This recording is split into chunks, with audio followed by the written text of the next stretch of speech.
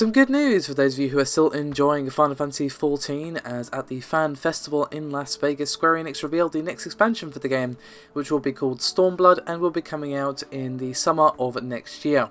So, a fairly lengthy wait, but we do have a few details thanks to a keynote from the Final Fantasy XIV director, Naoki Yoshida, who spoke about a few things. The expansion will be taking you to a new area of the world known as Alamigo, whose name I probably just mispronounced, so apologies. And this nation has been ruled by the evil Garlean Empire for quite some time, and you'll be tasked with liberating this area, but as you might expect, some people don't want your liberation. Now, as you would expect, you'll be pitted directly up against the Garlean Empire, who has been a sort of behind the scenes bad guy in the game for a little while, and the main antagonist will be Xenos, who is a Garlean military leader who is placed in charge of Alamigo. Now, Yoshida also said that Stormblood will include more of allowing you to travel with NPC characters as they quest through the expansion. Of course, there's going to be new job classes as well, and while we don't know exactly what they are, there were some hints dropped about one of the new jobs being inspired by Marvel superheroes, but unfortunately he did decline to announce any of the jobs during the keynote.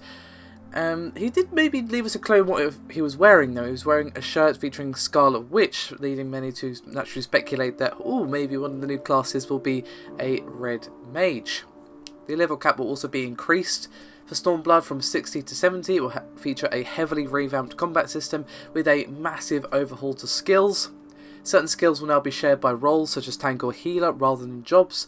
And Yoshida also went so far as to promise that, quote, unused ineffective actions will be reassessed and either changed or outright removed from the game.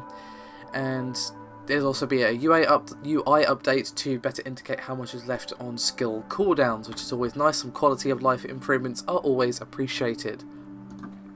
As for the length of the expansion, apparently it's going to have at least as many new areas as there were in Heaven's Ward, and he called it a, quote, full standalone game's worth of content.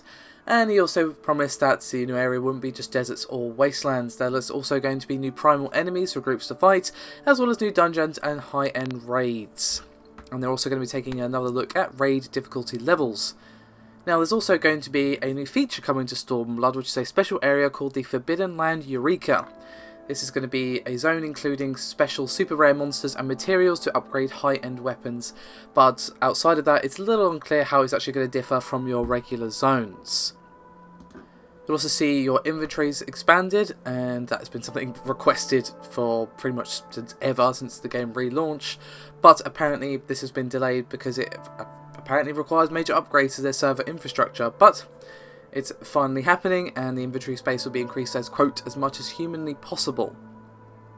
Now, there was some footage of the new areas and the new expansions shown, but unfortunately it's not publicly available yet, so I personally don't have access to it.